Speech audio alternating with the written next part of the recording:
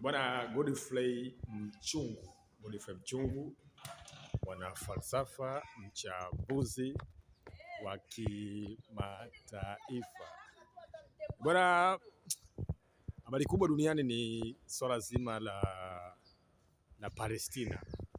Tumeshuhudia bwana, mwili mmoja ambao ulikuwa umebaki kule Israel katika eneo la Gaza umeweza kufanikishwa kupatikana jana, na Benjamin Netanyahu, waziri mkuu wa Israel, ameweza kutoa kauli ya kuweza kufanikisha majeshi yake kuweza kupata mwili mmoja wa familia ya Gravel ambao ulikuwa unahitajika kwa lengo la kuweza kufanikisha ule mpango wa hatua 20 wa Rais Trump na mpango wa bodi ya amani ambao imezinduliwa juzi kwa ajili ya kuhakikisha kwamba mpango wa kuweza kuijenga Gaza.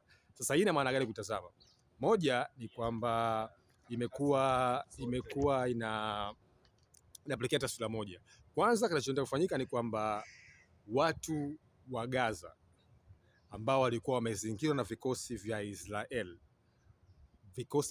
vitaenda kutoka katika eneo la Gaza kwa sababu vilikuwa vipo takriban kilomita 50 ndani ya Gaza, lakini zaidi sana kitu cha msingi ni katika mpaka wa Rafah, mpaka ambao unaunganisha Gaza na Misri.